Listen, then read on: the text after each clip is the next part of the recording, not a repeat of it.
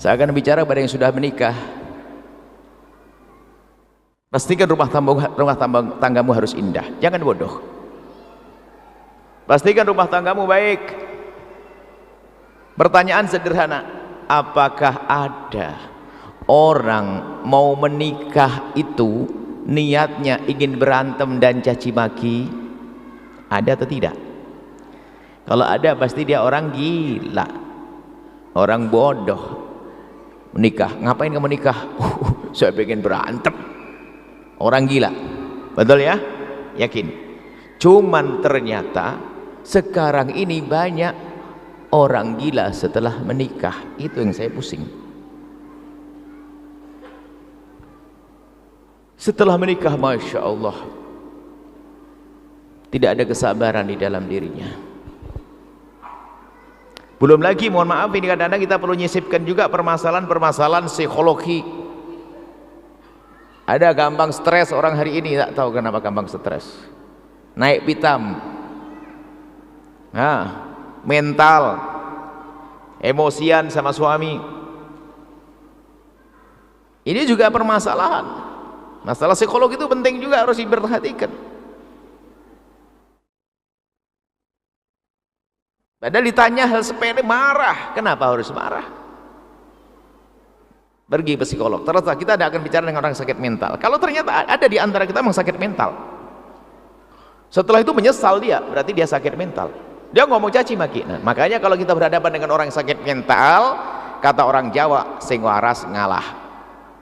Anda yang sehat, fahami suamimu yang begitu, suka marah, narahnya nggak teraturan, berarti sudah mental. Suamimu kalau sudah marah yang nggak beraturan, berarti dia sudah mental dia. Bawa ke psikolog itu. Artinya harus dibenahi sisi mentalnya. Cuman yang merepotkan ternyata jawaban psikolognya apa? Iya ibu, suami anda memang sakit mental, tapi gara-gara engkau. Ini yang repot. Anda merepotkan ya. Sebab ada orang begitu, betul dia kena mental karena pasangannya memang nggak pernah bisa. Nah ini kan repot. Ayo sekarang berbenah. Rumah tangga harus indah, kita mulai. Siapapun anda, jangan menyerah. Neraka loh di belakang sana. Dan indah itu mudah. Kita harus bisa saling memaafkan, belajar, jangan gengsi. Pastikan hari ini anda tawadhu, anda berani memulai meminta maaf. Anda harus membuka diri anda. Permasalahan banyak, luar rumah tangga luar biasa, luar biasa. Di dalam rumah tangga yang namanya problem itu pasti ada selagi anda masih hidup di dunia. Rumah tangga Nabi juga ada, cuman Nabi itu dalam rumah tangganya ada permasalahan untuk jadi contoh bagi kita bagaimana cara menyelesaikannya. Dengan Siti Aisyah punya permasalahan.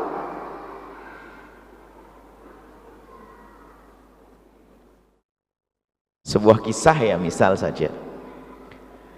Suatu ketika ada sedikit perselisihan antara Sayyidina Nabi dan Sayyidat Aisyah. Sayyidina Nabi itu adalah orang yang sangat bijak dengan wahyu, tidak akan melakukan apapun kecuali dengan wahyu. Petunjuk wahyu mengatakan bahwa biar orang lain yang menyelesaikan. Biarpun beliau seorang Nabi, tapi ngajari bagi kita. Yang menyelesaikan orang lain. Ditunjuklah Sayyidina Abu Bakar As-Siddiq.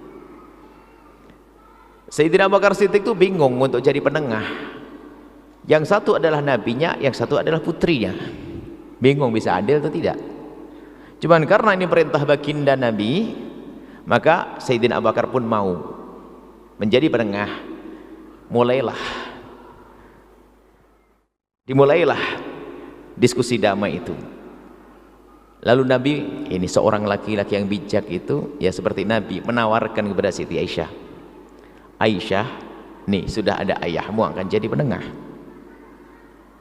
Sudah hanya ngomong siapa, aku dulu atau kamu dulu. Nah gitu, bukan langsung aku dulu atau kamu dulu.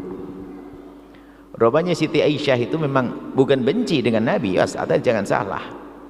Problem itu mesti ada, nggak enak, pegel tapi bukan benci loh, orang nggak enak, ada permasalahan. Kita tidak mengatakan Siti Aisyah, nah ini permasalahan. Di saat ditawari Siti Aisyah untuk berbicara apakah Nabi dulu atau Siti Aisyah dulu, Siti Aisyah ngerti mendahulukan Nabi. Lalu Siti Aisyah menjawab, engkau dulu ya Rasul, engkau dulu yang berbicara, cuma jangan ngomong kecuali yang benar. Wow, ini Nabi dibilang begitu, jangan ngomong kecuali yang benar. Mendengar ucapan Siti Aisyah ini yang marah siapa? Sayyidina Abu Bakar As-Siddiq. Kok berani ngomong begitu? Nabi maksum wahyu, Siti Aisyah manusia biasa, tapi dia mulia. Jangan dianggap ini merendahkan, karena ini memang dibuat begitu oleh Allah untuk menyelesaikan masalah. Sayyidina Abu Bakar marah, Siti Aisyah mau dipukul. Di saat melihat Sayyidina Abu Bakar marah, Siti Aisyah bingung, dia mau dipukul, lari. Tiba-tiba apa? Lari. Tiba-tiba wajahnya itu ditumpahkan di dada Nabi, minta perlindungan kepada baginda Nabi Muhammad SAW. Setelah itu apa? Sadar, wong dia lagi punya masalah dengan Nabi, kok tiba-tiba dia wajahnya kok di dadanya Nabi. Setelah itu ngelihat Nabi malu beliau. Setelah itu senyum, selesai. Yang perlu diambil pelajaran di sini, wanita hebat kalaupun punya masalah dengan suaminya tetap menganggap suaminya adalah sebagai pelindung dan imam. Jangan gampang cerita ke tetangga sampai ujung sana. Kadang-kadang di status gambarnya muka cemberut, pagi-pagi sudah begini. Ini perempuan-perempuan murah, rendah. Kejadian di kamar, di kantor tahu semua. Inilah Siti Aisyah. Biarpun ternyata dia punya masalah dengan suaminya, ternyata tetap merasa bahasanya yang bisa melindungi adalah juga suamiku. Tidak ada dendam, tidak ada ini. Ya begitu sebagai seorang istri itu, biarpun mungkin ada perselisihan percikan, memang kita manusia, suami manusia, engkau manusia, tentu ada percecokan, tapi harus tahu adab, ada batasan-batasannya. Seperti anak dengan bapak, ada batasan-batasannya. Nah, problem ini selalu ada dalam rumah tangga, dan harus Anda sadari, karena Anda menikah dengan manusia 100%, dia bukan malaikat, manusia yang tentu ada kesalahannya. Kalau Anda ingin menikah dengan seorang wanita yang tidak pernah punya kesalahan, sampai mati Anda akan jadi jomblo.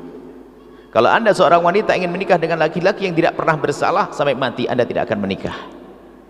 Akan tapi Anda akan menikah dengan manusia, banyak kebaikannya, pun demikian kadang ada kesalahannya. Menghadapi kebaikannya begitu mudah, akan tapi malam ini kita belajar bagaimana kita menghadapi ketidakbaikan daripada pasangan kita. Itu yang harus kita pahami. Menghadapi kebaikannya mengenak, ketidakbaikannya bagaimana? Menemukan suami melakukan kasar dan sebagainya, harus ada trik-trik, harus ada cara-caranya, harus pahami kita. Maka ada beberapa hal yang harus perhatikan ini untuk rumah tangga indah. Yang pertama,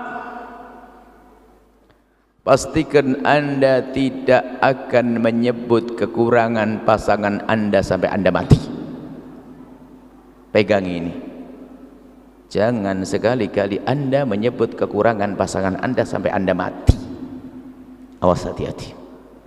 Anda pegangi ini, dan Nabi mengajarkannya. Nggak boleh menyebut pasangan orang lain kekurangan-kekurangan, menyebut kekurangan, karena menyebut kekurangan itu menyakitkan, dan setelah dia sakit dia akan membalas menyebut kekurangan pasangannya, karena semua dari kita punya kekurangan. Ini kadang orang ini Masya Allah ngomong tuh seenaknya, celekat-celekit. Allah, seorang perempuan cerita, suami saya Buya kalau ngomong tuh seenaknya, komentar tentang badan saya itu sudah wong sebelum menikah sudah tahu hidung saya begini, masih ngomong kenapa hidungmu begitu, kan kurang ajar banget. Akhirnya istri yang ngomong, mulutmu kenapa begitu bang, ayo balas, apa. Kalau mau kita melihat kekurangan pasangan, jangan disebut sampai kapanpun, tutupi dengan kelebihan yang bisa Anda lihat. Menyebut kekurangan ini adalah luar biasa, merendahkan, menyakitkan, menjadikan tidak indah hidup. Sementara pasangan kita manusia, tentu ada kekurangannya, tapi kalau kita pandai menyembunyikannya, nggak perlu disebut. Cuman kadang seorang suami atau istri kadang-kadang Masya Allah kalau ngomong seenaknya, ya kenapa sih rambutmu kok keriting, keriting.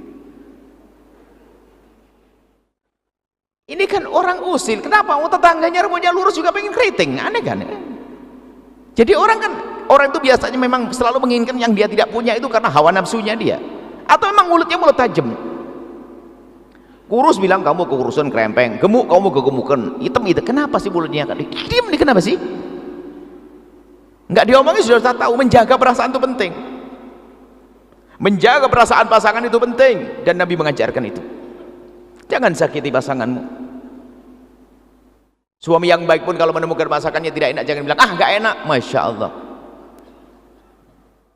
nggak perlu.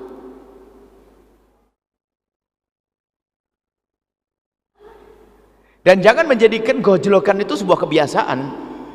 Hati-hati. Ya, ilmu kebal penting juga. Barangkali kita digojlok, diejek, kita tetap kebal. Tapi nggak boleh jadi kebiasaan di rumah kita. Kebiasaan gojlokan, olok-olokan dan sebagainya. Itu laki-laki yang mengatakan istrinya begini begitu, ternyata Masya Allah, kalau dijejer itu masih plus, sangat baik istrinya. Memang dasar laki-laki nggak benar dia, saya tahu itu. Kenapa kok seperti itu tuh? Jelek banget dia, hatinya yang jelek, bukan sekedar badan, mulutnya, mukanya yang jelek, tapi ternyata akhlaknya lebih jelek dari itu semuanya. Mencaci, mengolok.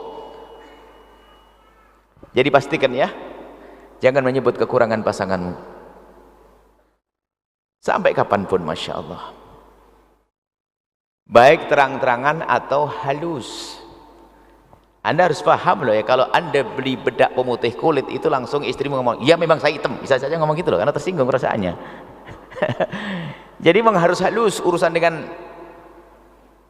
orang lain itu. Artinya bagaimana kita menjaga, oh yang menjaga saja kadang kita kebablasan, bagaimana kalau hidup kita tidak pernah menjaga. Tolong jaga lisanmu, jaga mulutmu, jangan menyebut kekurangan pasanganmu. Dan kadang bukan kekurangan diri, kekurangan orang lain. Tidak perlu, bapaknya nggak benar, nggak usah disebut-sebut. Apalagi kadang dihubung-hubungkan, iya memang kamu dari keluarga begitu-begitu. Masya Allah. Sampai ada, iya Buya, sampai ngomong, saya tahu Buya, saya dari keluarga biasa, suami saya keluarga ustadz, ulama. Tapi sebelum menikah dengan saya kan tahu seperti. Tapi setiap menikah selalu disebut. Anak saya nakal, dibilang ya gennya kamu. Kurang ajar gen kamu tuh. Ajib, anaknya nakal langsung disalahkan ibunya gara-gara bukan keturunan yang baik, padahal itu bandel gara-gara bapaknya kok. Sudahlah, ini harus waspada. Jangan gampang menyalahkan pasangan, menjelekkan pasangan. Ini penyakit hari ini, seolah-olah dia tidak menyadari dirinya. Kalau bahasa guyonannya tuh beginilah, kalau belum menikah, kalau pengen mencari pasangan tuh bener-bener kau lihat pasanganmu tuh bener nih, milih. Karena Nabi mengajarkan, insya Allah pertemuan yang akan datang tuh qaul mar'atul arba'in, kalau menikah tuh lihat, milih. Kalau mau menikah itu milih. Jika engkau ingin menikah, lihatlah calonmu itu dengan mata melek, dilihat dulu benar tidak. Cuman kalau dia sudah menjadi pasanganmu, pandanglah pasanganmu dengan mata remeng-remeng gitu loh. Kebalikan sekarang. Dulu waktu menikah pokoknya kalau tidak dia nggak mau dia, wah dunia seluas daun kelor, hanya ada dia di dunia ini. Apa itu,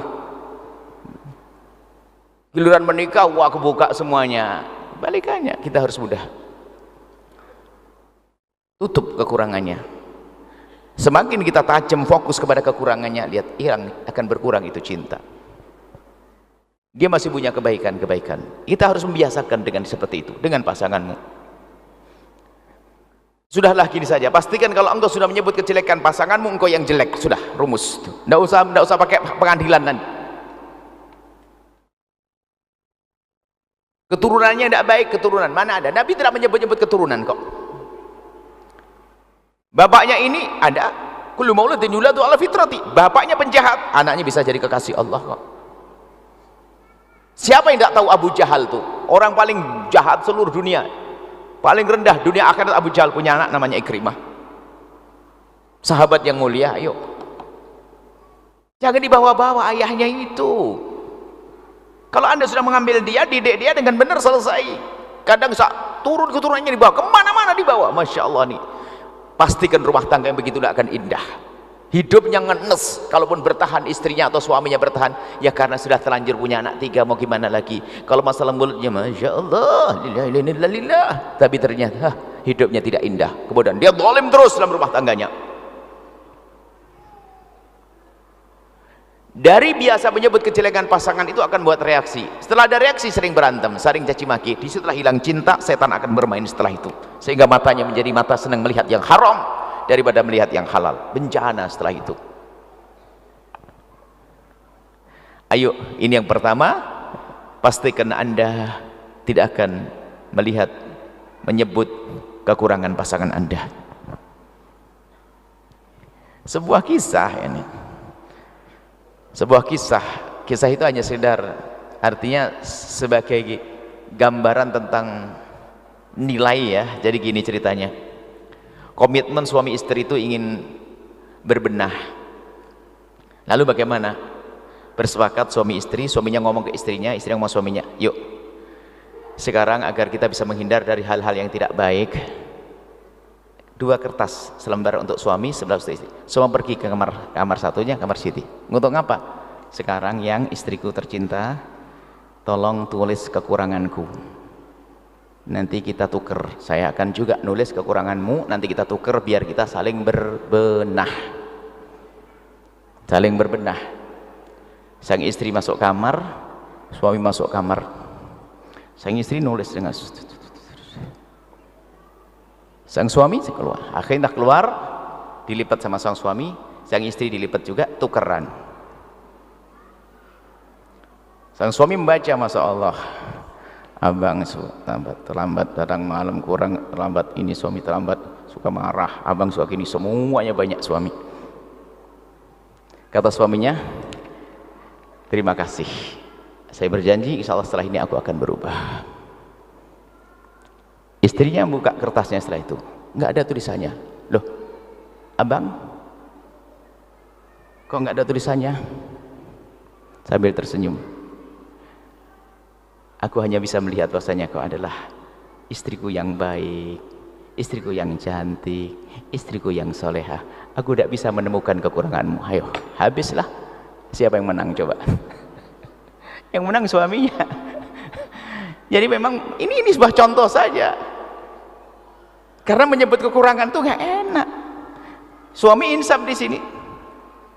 Wah, istrinya terlanjur semangat. Oh, boleh semuanya tuh. Saat terlambat ngasih duit itu udah tulis. Ini sekedar gambaran saja. Ternyata yang bisa menutup menurut Anda adalah bagus. Ya kan? Berarti perempuan ini apa? Laki-laki ini adalah baik karena apa? Dia tidak ingin menyebut kekurangan pasangannya. Itu maksudnya. Apalagi mohon maaf kalau sudah semakin hebat, semakin kayak ustadz. Sehingga ada pertanyaan, Buya, kapan, apa syaratnya perempuan bisa menjadi wanita karir? Syaratnya mah gampang. Dapat izin suami, izin yang sesungguhnya ya, bukan izin ngancem. Izin sesungguhnya itu, abang gimana kalau saya kerja menurut abang? Bahasa begitu. Bahasanya lembut begitu. Ada minta izin tapi serem, abang ini nggak bisa nyukupi semuanya, bang gini nggak bisa, setiap hari kurang terus bang, saya mau kerja bang ya. Ya bahasa iya, ngomongnya nggak enak dulu. Jadi izinnya izin yang benar, bukan izin ngancam. Izin yang indah, abang gimana kalau saya harus mencari. Pertama adalah izin suami. Yang kedua adalah tidak mengganggu kewajiban pribadinya kepada anak dan sebagainya. Yang ketiga, tempatnya terhormat. Yang keempat, pekerjaannya memang halal. Yang kelima, sederhana, tidak boleh menjadikan dia semakin sombong. Sengaja saya sebutkan yang terakhir ini karena ini yang paling penting. Sebab wanita biasanya kalau sudah mulai ekonomi lebih dari suami, sudah mulai bertolak pinggang. Ya sudah, tinggalin saya, cerai. Makanya gampang cerai. Kalau perempuan mudah sukses itu gampang cerai. Hati-hati, Anda insya Allah indah semua rumah tangga Anda. Saya tidak cerita kepada Anda. Lihat wanita yang paling banyak duitnya, gampang minta cerai. Kalau sudah cerai susah menikah. Karena apa? Otaknya dikuasai dengan ambisi tadi. Lihat, karena sudah merasa dia lebih, sehingga mentang-mentang kalau di saat dia menjadi makmum, ada permasalahan dengan suami, dia diam, masa enak, beres. Karena punya duit, iya nggak apa-apa, tinggalin nggak apa-apa, saya bisa kok. Waduh, ditinggal betul, janda dia. Dan yang banyak semacam, maka saya ingatkan wanita karir, bukan tidak boleh, akan tapi tolong kalau semakin sukses, semakin tawadhu pada suami. Di sisi lain kalau suami ternyata lemah, tahu diri. Kadang suami itu adalah tahu cari rezeki susah, cari rezeki susah, sehingga yang mengcover adalah istrinya. Nggak ada kata maaf, nggak ada kata terima kasih. Cuman kadang-kadang Masya Allah, bisanya yang ngabisin duit, ngambur-amburin. Ini ada model-model laki-laki begitu tuh. Nggak tahu itu laki-laki atau sapi begitu tuh. Ada, saya nggak minta maaf, penting tuh kalau memang dia suka gagal. Tapi yang nggak malah suatu ketika seorang suami istri berkata, "Buya, suami saya itu hebat." Hebat gimana? Saya bangga. Nggak mau kerja, nggak ini. Setiap saya mau gajian sudah ditunggu. Mana duitnya? Waduh. Ini kurang ajar. Dalam hati saya, kamu menemukan suamimu di tong sampah bagian mana itu? Kok ada laki-laki begitu itu? Memang orang-orang begitu harus direndahkan kok. Minta maaf aja kok susah. Mungkin sekali memang model bangkrutan itu ada, tapi kata maaf kan gampang. Menghargai suami istri kan gampang. Kadang-kadang waduh nggak karu-karuan tuh. Suaminya, istrinya sampai ngerawat anak semuanya, mengcover ekonomi semuanya. Suaminya untuk menutupi semuanya apa? Jadi pengawal ustadz. Wah, kacau lagi nih. Atau pengiring ustadz, ngaji sama ustadz. Hati-hati, cari nafkah. Ngaji tapi nggak cari nafkah ini. Tapi istri yang hebat adalah, ini semua jadi problem kalau melihat suaminya ternyata kok ekonominya kurang. Jangan jadi sombong. Pernah loh ya, ada hal-hal ini kita menjadi memicu permasalahan loh ya. Ada pada zaman Nabi seorang perempuan ngadu ke Rasulullah, "Ya Rasulullah, suami saya itu modelnya bangkrutan, nggak bisa kerja." Kisah wanita karir itu maksudnya. Nggak bisa kerja, nggak bisa ini. Kata Nabi, "Terus kamu makannya selama ini gimana?" "Urusan makan alhamdulillah masih ada warisan dari orang tua, jadi ada kebun kurma dan sebagainya. Cuman masa hidup terus begini ya Rasulullah, maksudnya begini, kok masa nombokin terus saya sebagai istri?" Kan gitu dia. Kata Nabi, keadilan Islam berkata, kalau memang suamimu memang sudah tidak bisa memberi nafkah, apapun alasannya, selagi tidak bisa memberi nafkah, maka di dalam Islam kurang lebihnya makna begitu, kamu boleh minta cerai. Jadi kalau suami tidak bisa memberi nafkah, kamu boleh minta cerai. Cuman perempuan ini kan bukan perempuan matre. Dia mikir, oh kok pilihannya nggak enak banget, masukku minta dinasehati atau bagaimana, kok pilihannya cerai. Ya Rasulullah, apakah ada pilihan lain? Ada. Kau sabar, kau teruskan apa yang kamu lakukan, kau cukupi keluargamu, maka di saat itu engkau mendapatkan pahala berlipat-lipat. Mendengar kabar gembira tentang pahala, kata wanita apa? Ya Rasulullah, biar aku saya mencukupi suamiku dan anak-anakku, yang penting aku mendapatkan pahala berlipat-lipat. Nah itu perempuan cerdas. Nggak usah marah-marah kalau ternyata suamimu adalah, kalau ternyata sampai dalam dikisahkan sampai beberapa wanita di generasi selanjutnya setelah baca hadis ini, perempuan-perempuan itu pada ngomong begini, ya Allah semoga suamiku melarat biar saya saja yang kaya ya Allah, tapi saya akan sabar, nggak akan marah-marah. Maksudnya apa? Nggak penting dari mana rezeki, dari istri tetap indah, jangan gara-gara dari istri mulai berubah. Dan memang kadang-kadang keunikan, ada seorang wanita sukses, dia ngomong, saya enak Buya dengan suami saya, enak. Saya nggak kuat dengan suami saya. Kenapa? Dia sukses, dia adalah seorang profesional handal, sukses, dia sukses, semuanya sukses, dia perempuan. Kenapa? Suamimu tidak sholat? Sholat Buya. Terus dia nggak pernah kerja, nggak pernah kerja. Suka ngambil duit dari kamu? Enggak. Terus ya nggak enak aja Buya, saya kerja, saya ini, dia nganggur, dia ini dan sebagainya. Nggak ngambil, nggak ngerong-ngerong duitmu? Enggak. Ceritanya adalah sudah punya anak, kemudian sama-sama janda, duda, menikah gitu loh. Ternyata suaminya begitu. Akhirnya kami ingatkan, dia tidak mengganggumu, kenapa kamu pusing? Coba kamu pikir apa yang Allah, dia memenuhi kebutuhan pribadimu? Iya Buya. Apakah nggak cukup semacam itu? Coba kalau dia pergi, lihat, Dia jauh lebih bagus, dia tidak ambil duitmu, tapi dia bisa memberimu kesenangan. Berpikirlah. Tapi iya, coba kamu berpikir, kalau dia pergi belum tentu kamu dapat lagi begitu. Bisa saja sudah nggak kerja ngambil duit, bisa aja kan. Dia sholatnya bagus, memang dia nggak bisa kerja, ternyata harus diajak berpikir, satu mikir merenung dan sebagainya. Iya Bu ya, setelah itu saya baru sadar, benar juga sih, yang penting dialah, dia bisa nemeni saya, ngelayani saya, urusan saya. Jadi sebagian wanita itu padahal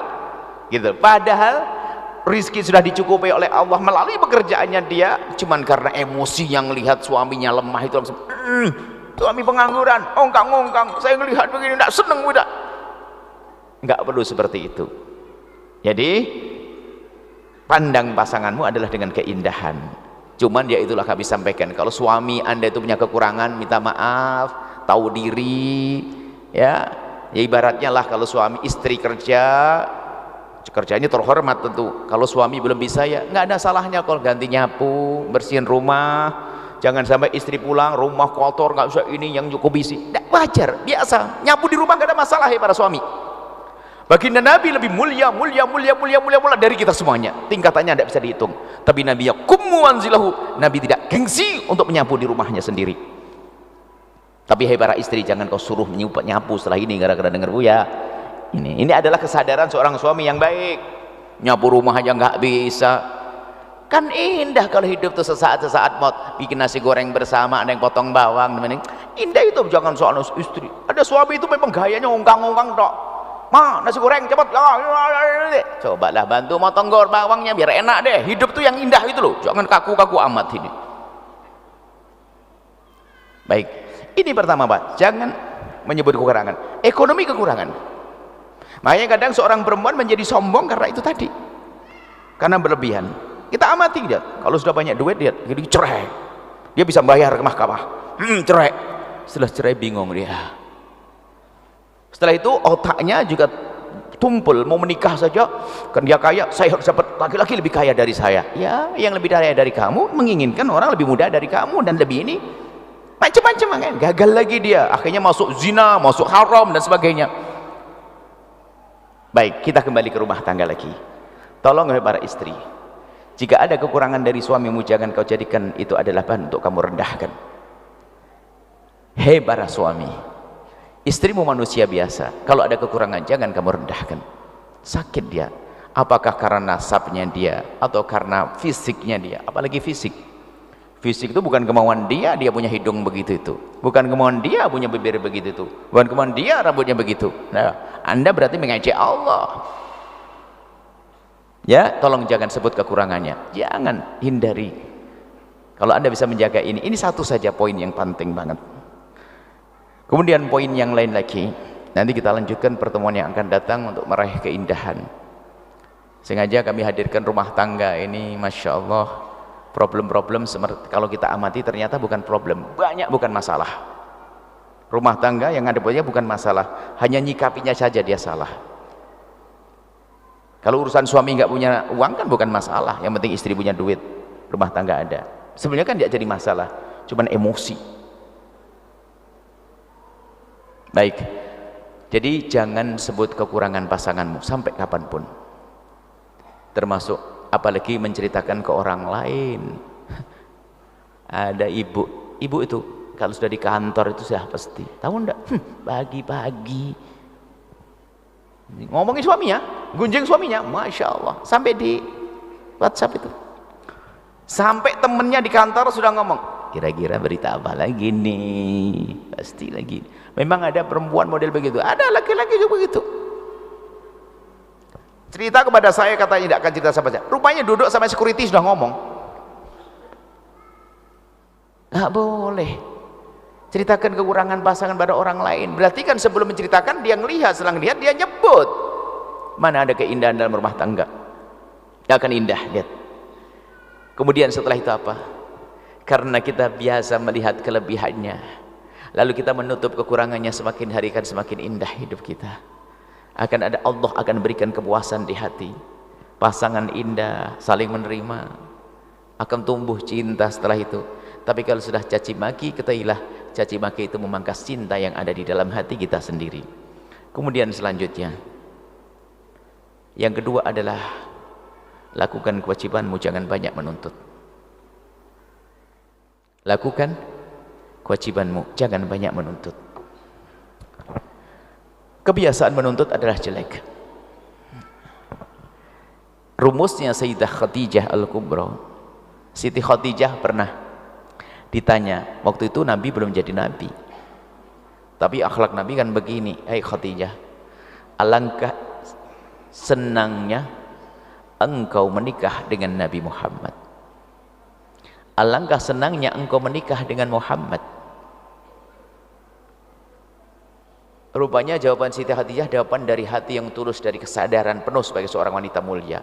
Dia menjawab dengan jawaban sederhana, demi Allah, semenjak aku menikah dengan Muhammad, aku tidak pernah berpikir bagaimana aku bersenang-senang dengan Muhammad, tapi yang aku pikirkan adalah bagaimana Muhammad senang dengan aku. Oh, orang cerdas. Sepele. Ayo. Semenjak aku menikah dengan Muhammad, aku tidak pernah berpikir bagaimana aku bersenang-senang dengan Muhammad, tapi aku pikir bagaimana Muhammad senang dengan aku. Kalau ini prinsip dipakai, semua rumah tangga akan indah. Istri, suami pun mengatakan, berpikir bagaimana menyenangkan suami, istri.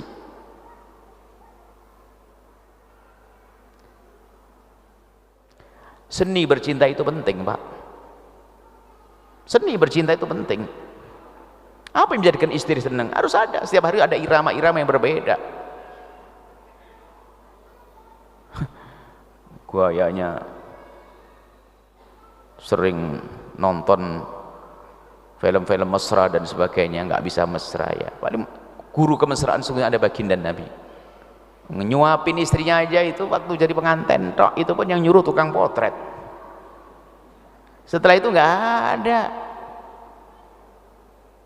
Masya Allah, kita perlu membangun keindahan di rumah itu. Lakukan kewajibanmu. Jadi kita harus seni bagaimana menyenangkan pasangan istri. Sampai urusan sederhana, misalnya Nabi itu kalau suami pulang ke rumah jangan bikin kejutan, tapi kasih tahu. Lah makna kasih tahu itu apa sih?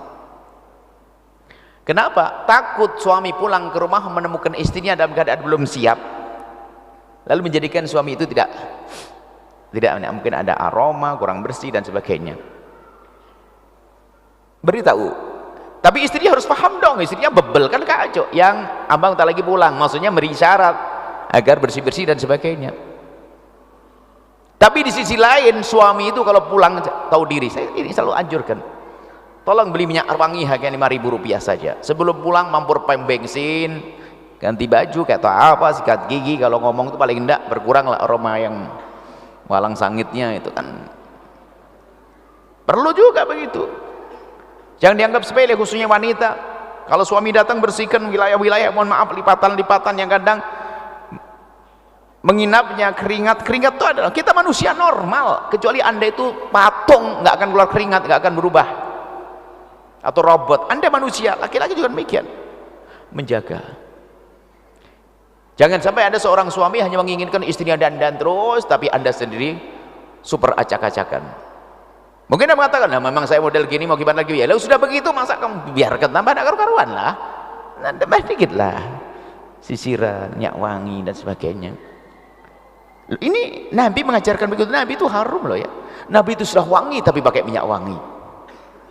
Sampai dikatakan bagaimana Nabi kalau masuk kamar istrinya, Siti Aisyah ditanya, apa yang dilakukan Nabi kalau masuk kamarnya? Siti Aisyah mengatakan apa? Pakai siwak, membersihkan mulutnya, padahal mulut Nabi bersih, wangi.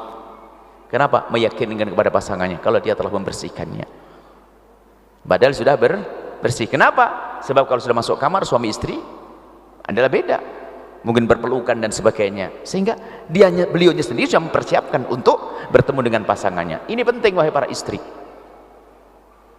Ada istri itu masya Allah cuek, dan ini mohon maaf saya sampaikan, ini pengaduan dari bapak-bapak, bukan bapak di sini, di sana. Aduh Bu ya, masya Allah, istri saya itu hanya dibersihkan sini tok, selebihnya masya Allah kalau sudah dibuka, oh innalillah. Bukan anda, enggak, saya ngomong di sebuah kisah, enggak peduli kadang-kadang istri perlu bersih, bersihkan diri Anda yang rapi, jangan sampai ada aroma-aromanya. Karena nggak peduli kalau hadir pengantin, Masya Allah baju barunya dipakai, giliran suami adalah daster robek tahun 2005. Mana itu? Apalagi kadang-kadang sudah punya anak itu sudah tambah jangan gitulah ibu yang solehah, sebab upayamu untuk berdandan bagi seorang suami ada nilainya. Sebab kadang-kadang kalau sudah terlanjur punya anak mau gimana lagi, udah begini ya, tidak begitu. Tetap dianjurkan untuk tetap. Di samping tadi nggak boleh kita menyebut kekurangannya, tapi diri kita sendiri harus berusaha untuk menjaga, termasuk aroma dan sebagai kebersihan. Ada betul sih ini rambutnya Masya Allah, mungkin sarangnya kelabang gitu. Laki-laki juga demikian. Nah, ini maksudnya apa? Bagaimana pasanganmu senang? Jangan hanya kamu senang saja. Termasuk dalam urusan yang sangat pribadi, mohon maafin majelis mulia, urusan sangat pribadi, hubungan suami istri. Kadang orang egois, karena suaminya memang tidak pernah bersih, sehingga sang istri melayani suami hanya tahu kewajiban saja, bukan ingin bermesraan. Ini pengaduan juga bagi banyak wanita. Sehingga seorang wanita itu melayani suaminya hanya karena kewajiban, takut dosa dikutuk malaikat. Hanya begitu saja sudah. Karena suaminya nggak pernah tahu diri, mencoba sedikit bersih atau apa, pakai muqaddimah, rayuan dan sebagainya. Hanya kalau ketemu suami istri langsung saja tutup poin, nyeksa istri. Nabi marah, Nabi tidak senang dengan laki-laki yang mendatangi istrinya seperti binatang mendatangi betinanya, tidak pakai muqaddimah.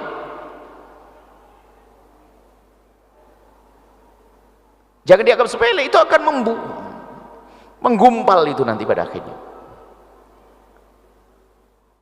Ini suami ada keindahan, perempuan apalagi seorang wanita, keindahannya di sekujur tubuhnya, dari telinganya yang dengar kalimat yang bagus, hidungnya menyium aroma yang bagus. Ini perlu, seorang laki-laki juga perlu semangat untuk menyenangkan pasangan, istri juga demikian. Ada hadis Nabi SAW ya, idza da'a ar-rajulu imra'atahu ila firashihi, ada kasih hadis masyhur, kami mengatakan hadis terindah buat wanita. Ceritanya begini, jika ada seorang laki-laki mengajak istrinya ke atas ranjang ila firashihi,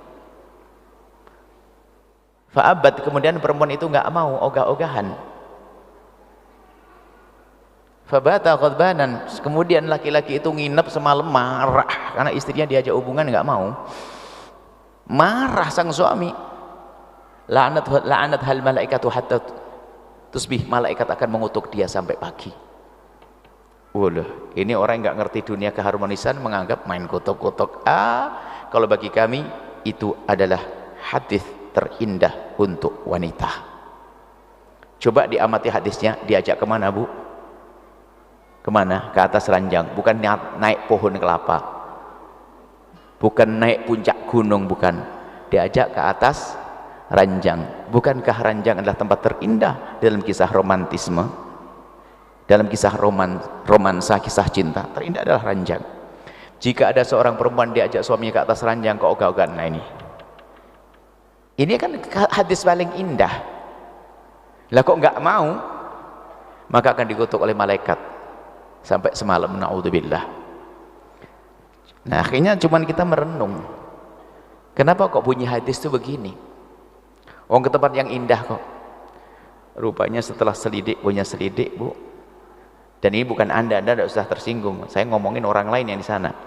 Ternyata pak, memang banyak perempuan itu kalau diajak suaminya tuh ogah-ogahan.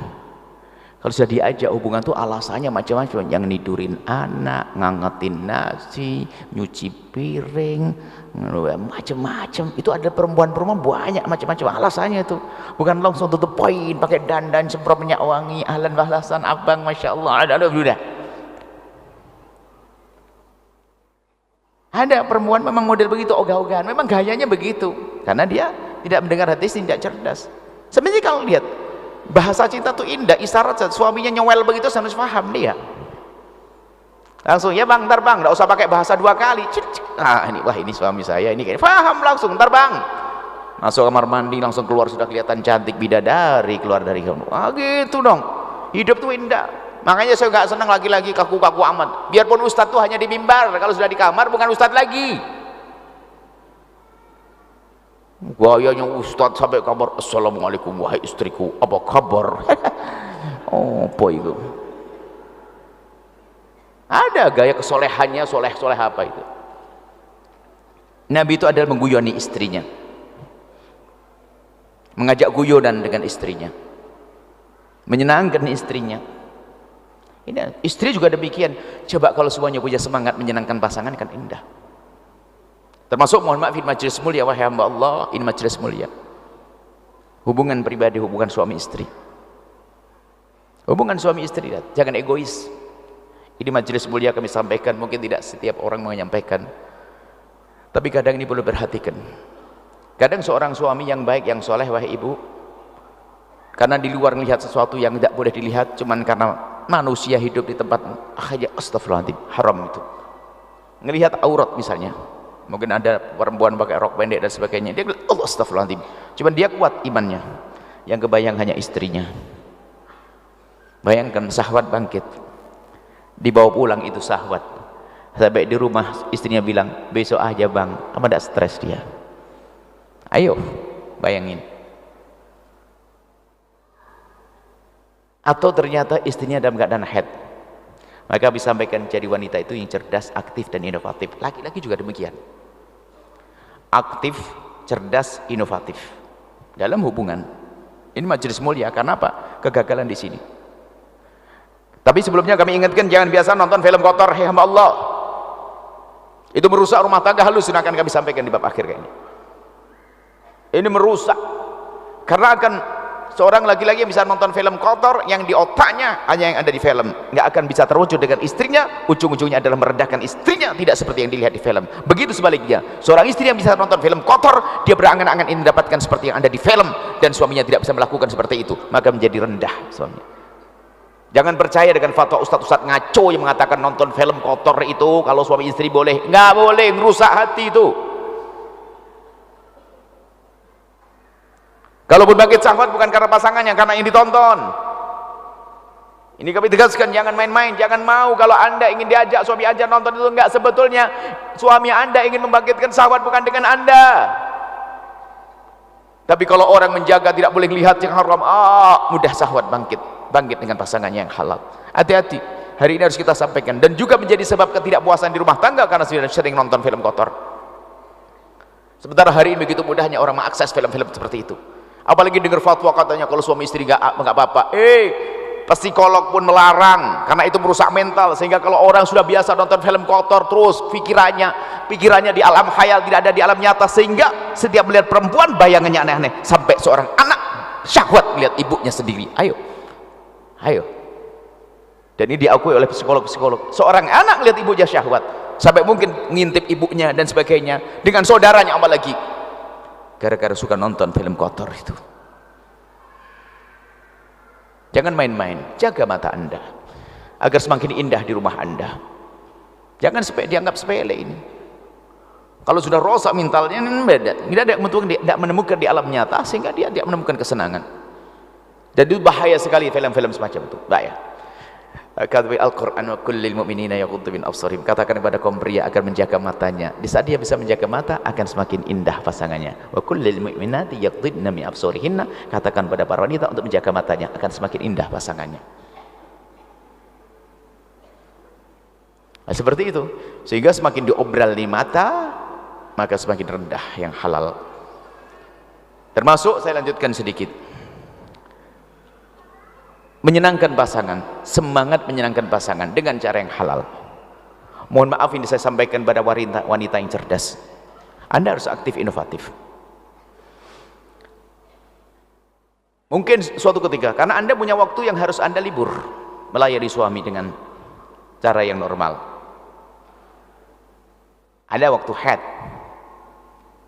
Ini mungkin tidak pernah disampaikan di mimbar, akan tapi perlu kami sampaikan karena hari ini memang mendesak harus beri ilmu-ilmu semacam itu. Mungkin ini suamimu yang sangat soleh tiba-tiba pengen memuaskan dirinya dengan Anda, karena Anda adalah halal bagi dia. Cuman karena anda tidak terjas, hanya gara-gara head. Head itu Masya Allah, kadang-kadang headnya seorang perempuan libur tahajud sih iya, tapi bangun malam seharusnya nggak boleh libur dong, nemeni pak suaminya lagi tahajudan, buatin kopi, zikir di tengah malam, kan sama. Biarpun anda head itu tetap bangun malam dianjurkan untuk memenuhi panggilan Allah. Yang Allah manggil, mana orang minta ampun kepada aku akan ampuni, biarpun dia head. Jangan libur dong, ini kan jarang ngaji itu. Kalau sudah head libur, nggak ada tahajud, nggak ada, tetap bangun zikir, cuman tidak sholat, memohon kepada Allah. Termasuk urusan suamimu. Lu bagaimana urusan suami? Saya kasih tahu, wahai hamba Allah, ini majelisnya orang besar, orang dewasa. Ingat wahai istri, seorang suami kadang punya hajat syahwat karena dia orang kuat iman dan sebagainya, pengen pulang ke rumah, istrinya lagi haid, atau mohon maaf kerja pulang Jumat berangkat Ahad, kan begitu biasanya kalau tempatnya jauh. Akhirnya apa, pas pulang istrinya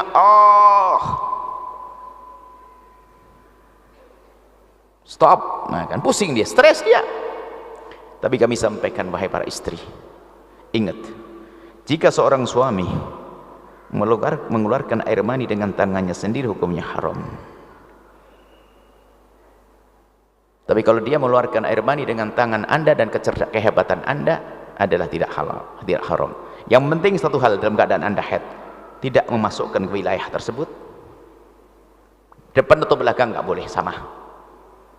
Depan atau belakang nggak boleh, awas, hati-hati, jangan main-main urusan ini. Akan tapi mohon maaf, jika bercumbu dengan anda dengan sebagainya, cukup dengan kelehan anda.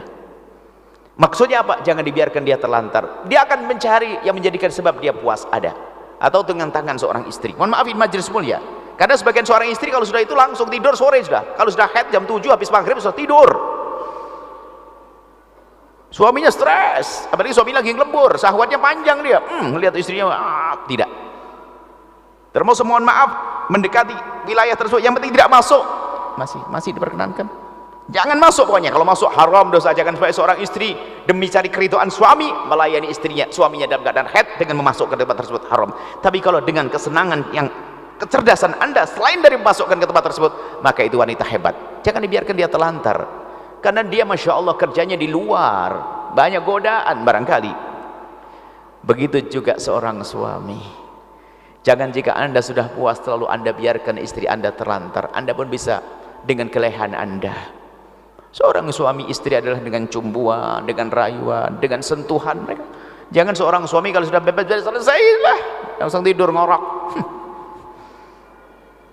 Harus ada. Maksudnya apa? Berpikirlah anda menyenangkan pasangan. Ini majelis mulia. Dan hal demikian diajarkan muda'abah. Nabi mengajarkan keindahan dalam rumah tangga. Kemudian seperti yang kami sebutkan sebelumnya adalah jaga mata anda. Jaga mata anda, na'udzubillah, godaan-godaan luar biasa. Kalau sudah hilang, yang namanya hati kadang-kadang tergoda. Mohon maaf, sampai ada seorang nenek-nenek umur sudah 62 tahun gara-gara reoni. Katanya cinta lama tumbuh kembali. Reoni, kakek nenek meninggalkan suaminya. Bukan urusan syahwat saja, urusan hati yang rusak. Kenapa?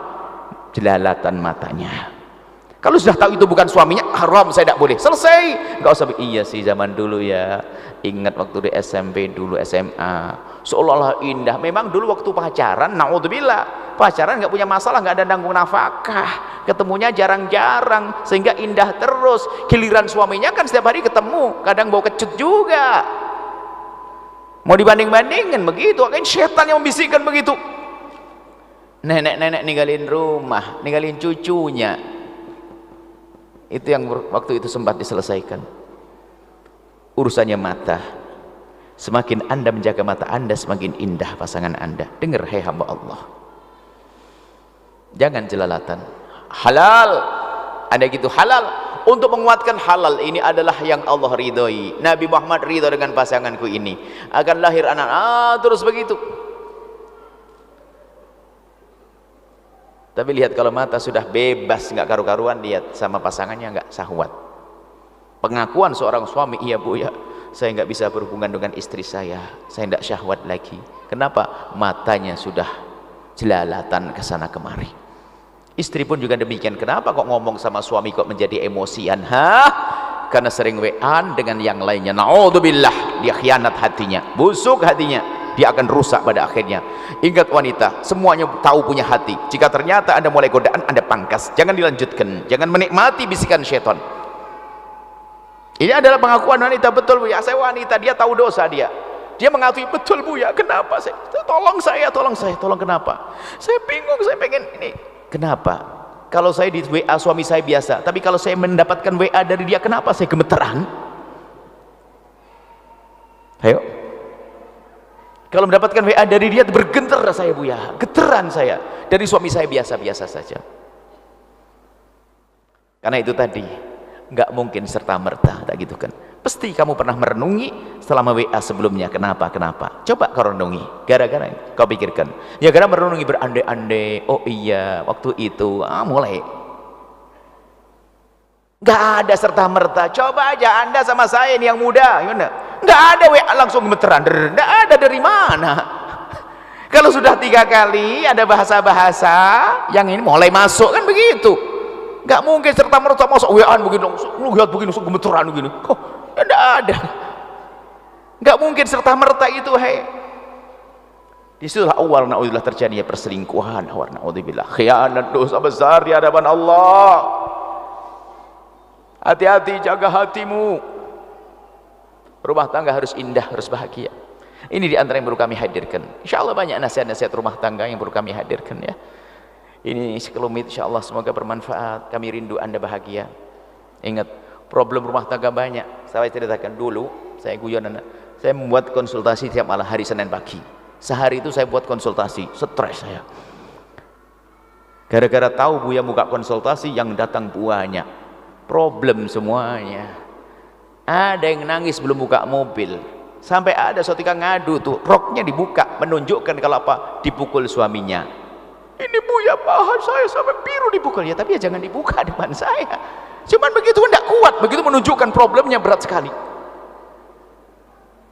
Akhirnya gara-gara saya buka konsultasi begitu, ya tapi nggak sampai dibuka, maksudnya dia mau dibuka depan saya, mau saya larang.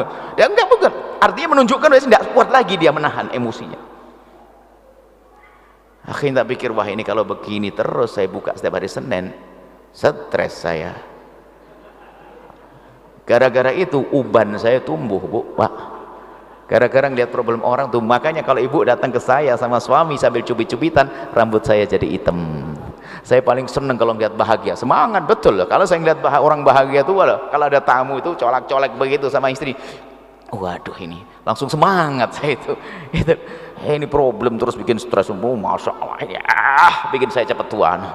Ya, yang indah ya, cubit-cubitan. Ada suatu ketika ibu anaknya banyak, 9. Masya Allah anak 9. Iya Bu ya, ini hamil lagi. Oh luar biasa ibu ini, melahirkannya gampang Bu. Iya sakit Bu ya. Terus ya sebetulnya ingat kelahiran sakit, tapi waktu melihat suami saya sudah lah selain dari begitu sudah langsung saya ikut seneng, padahal cuma denger tok. Bahagia itu penting. Bahagia itu akan memancar keindahan, kelembutan kepada anak istri, anak-anak yang lainnya. Kalau Anda cemburutan sama istri, sama suami, anak akan tumbuh dengan dalam keadaan hatinya sempit. Akhirnya anaknya emosian, nggak bisa menghargai orang tuanya. Insya Allah semuanya bahagia dan indah. Tolong yang terakhir, jaga mata, ini paling penting ya, jaga mata. Insya Allah semuanya bisa mengabdi kepada pasangan. Indah, indah, indah. Wallahu a'lam bishawab.